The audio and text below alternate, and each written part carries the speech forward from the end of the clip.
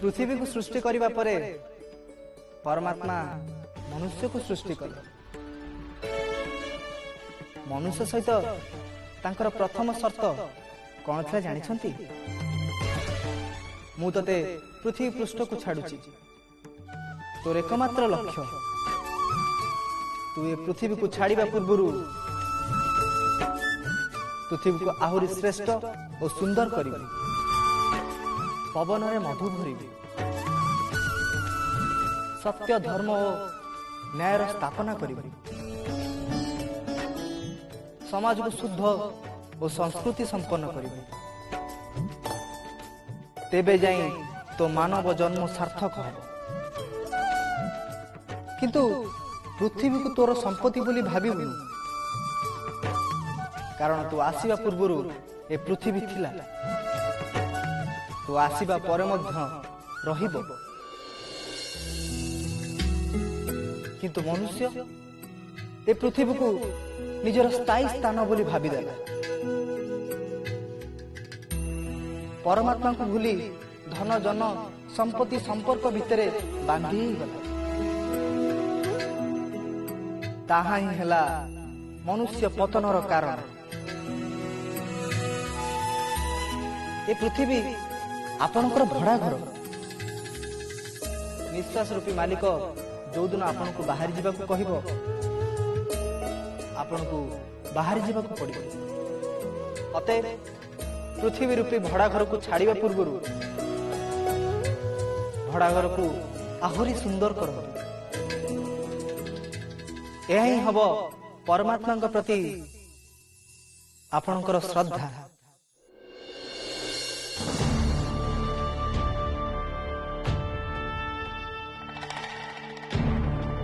महारानी ललिता,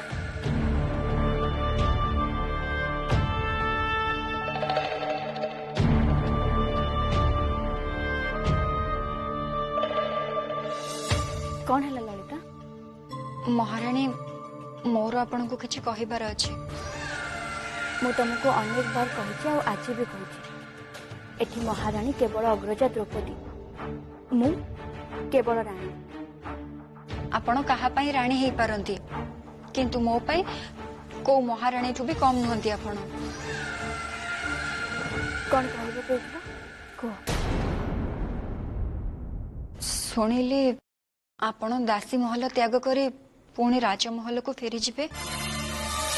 हाँ, अग्रजा को देइथिबा कथा तो मते रखिबा को पड़िबो ना। आपण आपण को कथा रक्षा करंतु, सेथिरे मोर कोनोसी अभियोग नाही, किंतु मो कथा टिके चिंता करंतु। दासी महल रे आपण अछंती बोली मु आपणकर सेविका हेकी अछि, आपणकर सेवा करूछि, आपणक प्रति कर्तव्य करूछि। जदि आपण एठो चली जिबे तेबे मोर राजमहल रे आ कोन परिचय रहि जिवो। हुए तो राजमाता मते काली एठू बाहर कर दे पारंती।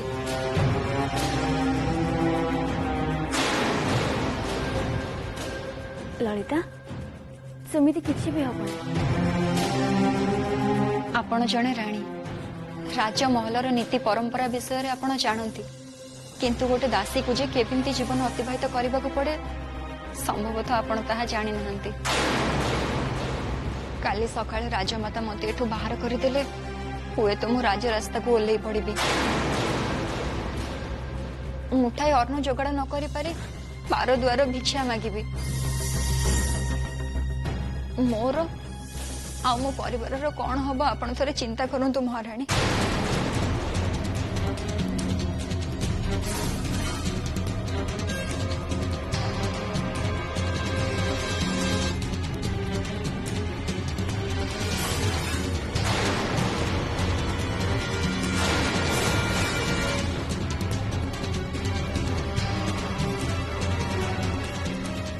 आपण को पाद धरुची महारानी। ये कौन होची? मु आपण को अनुरोध करुची, मो भली दास दासी मानकर वृत्ति रक्षा करबा पे आपण ए दासी महल छाड़ी राजमहल को जानतुनी महारानी, जानतुनी। आपण मो कथा रखिबे ना महारानी? मो कथा ललिता उठ। तमें जमा भी व्यस्त हो मु राजमहल को गले भी तमें ही मो सेविका है चिंता करनी एवं निश्चिंत रह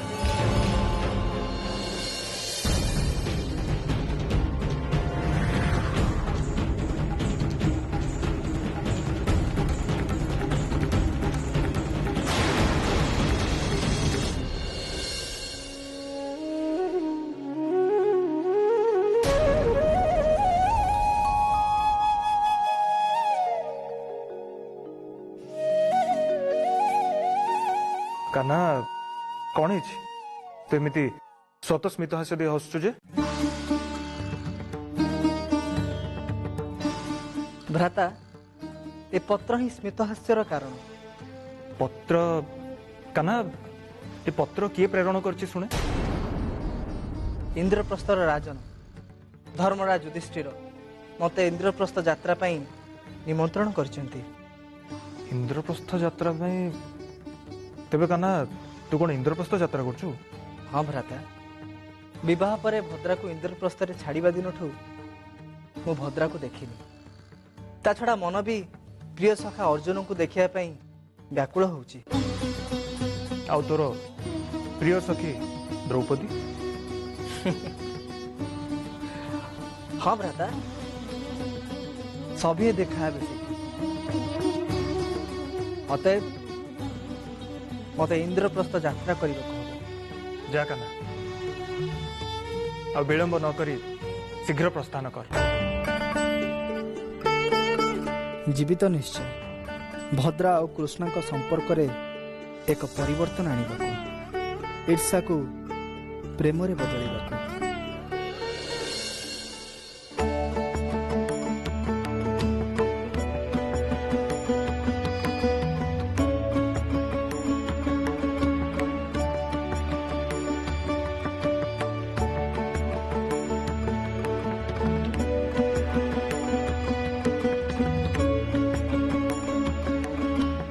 प्रणाम महाराणी। भद्रांकर कोठरी को एमिति सजाओ जेमिति देखले लागिबो एटा इंद्रप्रस्थ नुह सत्यबा स्वर्गपुर। यथा आज्ञा महाराणी। आउ हाँ प्रवेश द्वार झोटी सबुठु आकर्षणीय हवा दरकार। आपण व्यस्त हंतुनी महाराणी आपण वचन अनुसार आम सठिक भाव सजाई देबो।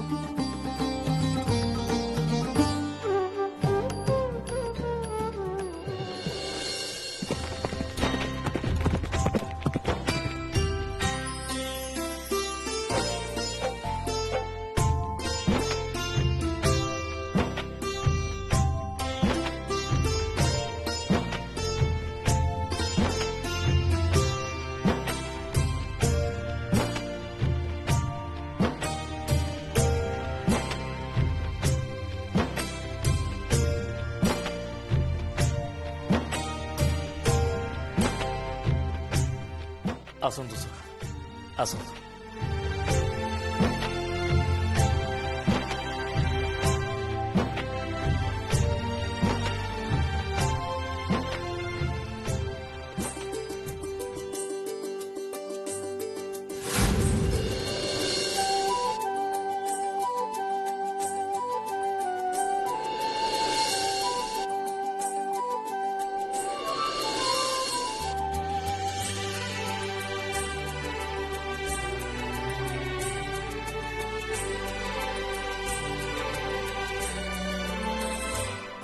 भ्राता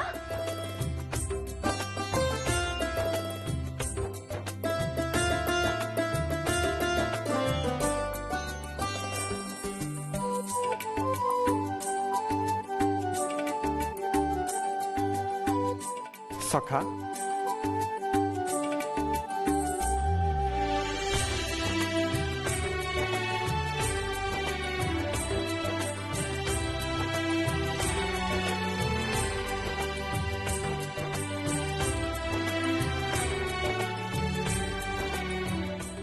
माता एठारे समस्ते उपस्थित अछंती हेले अग्रजा कहांती?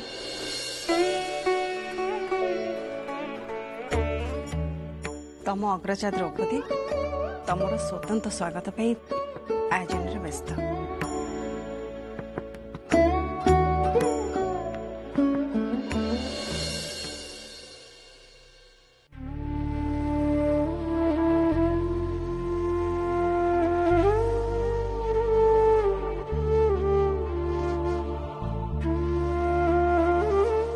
समग्र इंद्रप्रस्थ भितर एते सुंदर कोठरी अछि बोली मु आज प्रथम थर पई देखुची। ए सुंदरता मो कल्पना ठारू बेसी नुहे सुभद्रा।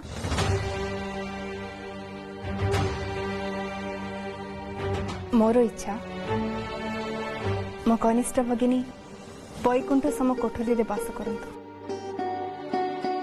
मु तो आपण पाखरे कृतज्ञ।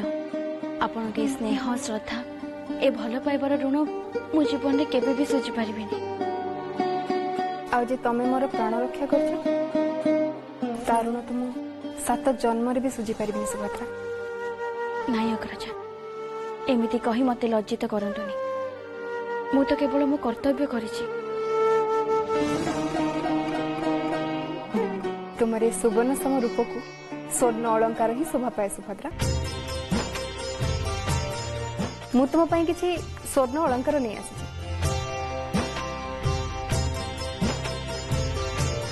चाहिए कौन चल मु तुमको आज मो निज हाथ में सजे देबी।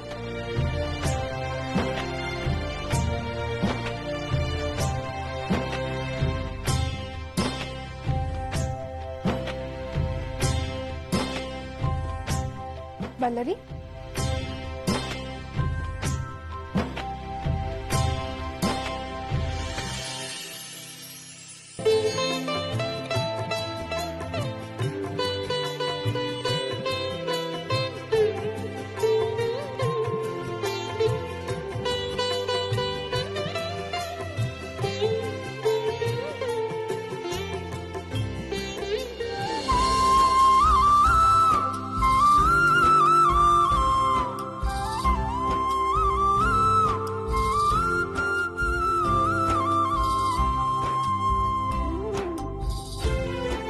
इंद्रप्रस्थर राणी और महाराणी को ए द्वारिकाधीश कृष्णकर शुभेच्छा। सखा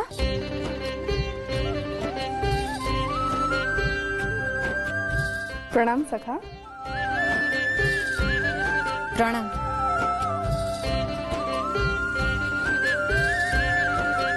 सखा मु तो विश्वास करि परनी आपण मो सम्मुख रे। यह विश्वास नहले भी सत।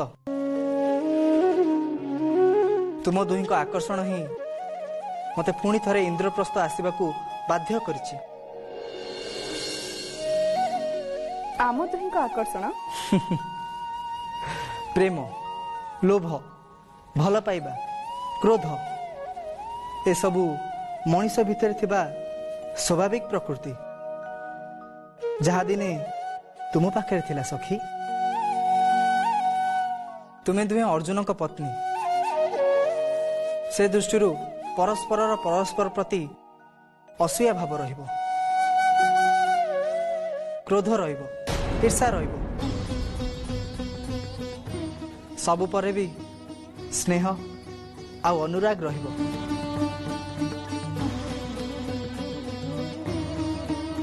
अच्छा तम दु जनकर परस्पर प्रति किछि अभियोग अछि कि?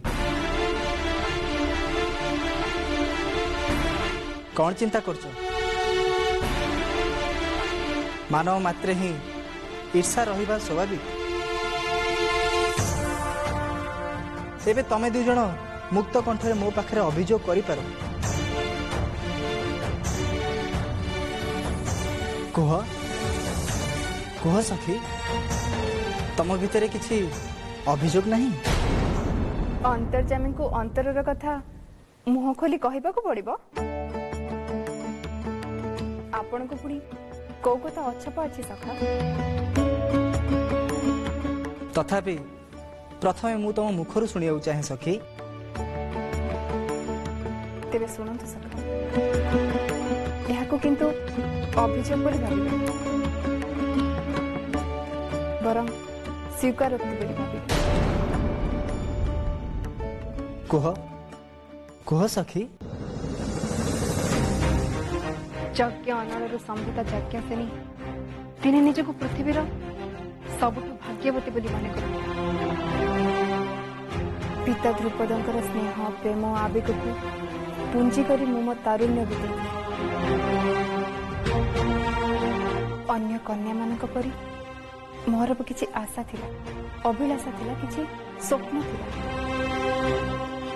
पुरुषार्थ संपन्न एक वीर पुरुष को मु विवाह करी तांको सुरक्षार नगर भितरे मु महाराणी होई जीवन बितेबी।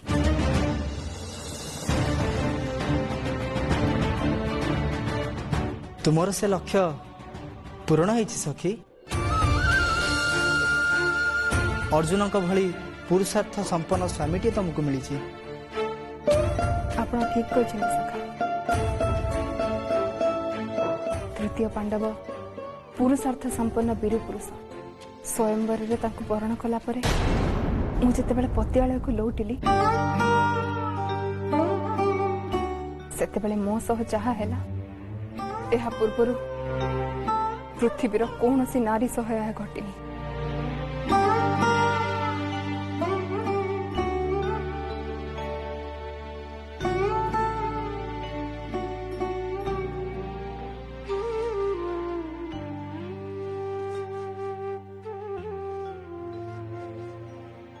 अज्ञात जड़े मां को मुख निसृत बाणी पाई पांडवगण निजको मां को आज्ञाकारी भाव प्रमाण दवाई मो सिंदूर को 5 भागरे बांटी देले।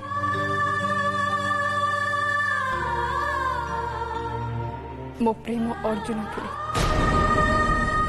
आकर्षण केंद्र तृतीय पांडव थिले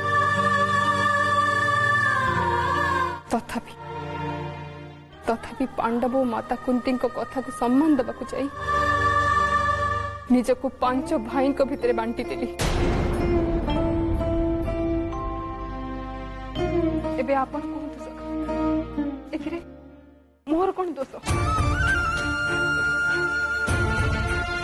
शेषर धर्मराज मते अस्त्रालय असंजत अवस्था देखी पूर्व निर्धारित नियम को सम्मान जणे तृतीय पांडव 12 वर्ष वनवास चली गले।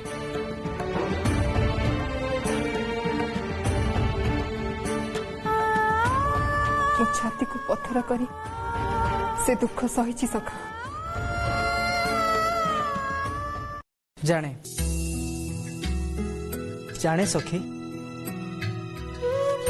तुमर सब दुख को मु खूब निकटर अनुभव करिछि।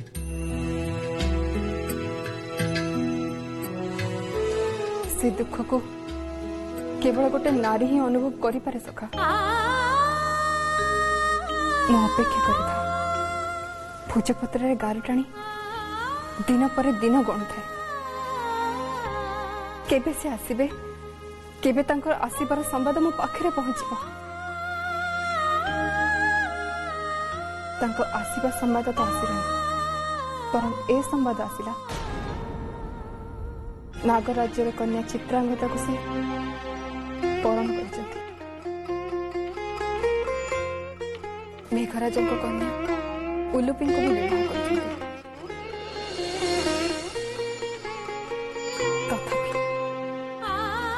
तथापि मु छाती को पत्थर करी सब दुख सही सखा।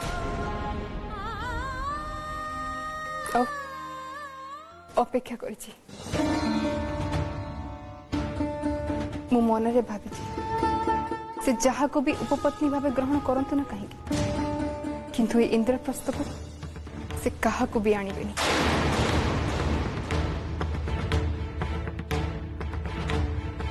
कहीं ना से मते कथा देचंती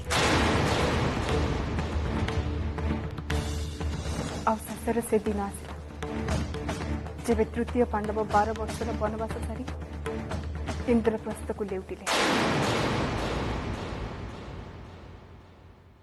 तृतीय पांडव को स्वागत करिया पई जेतेबेले मु अग्नि स्नान सारी मुख्य द्वार को आसिया पई प्रस्तुत होउथिली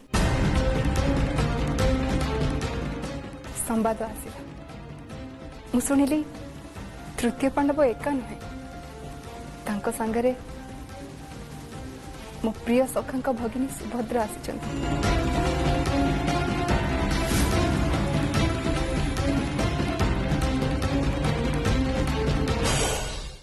सखी हिसाब रे नुहे पत्नी हिसाब रे जन्म जन्मर जीवन साथी भावे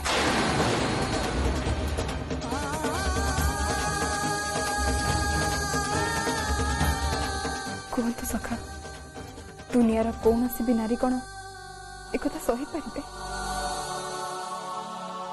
नारीटी ता प्राण दे पारे किंतु प्रेम केबे भी नुहे आपण कहतु सुभद्रा मो ठारू मो प्रेम छड़े कौन ईर्षा करी मो भीतर टिके प्रतिक्रिया भी हबनी कहतु सखा कहतु उत्तर दिंतु तथापि कौन मो महामानवी हे उदारतार सह मो प्रेम को सुभद्रा हाथ में दान कर दे पारिबी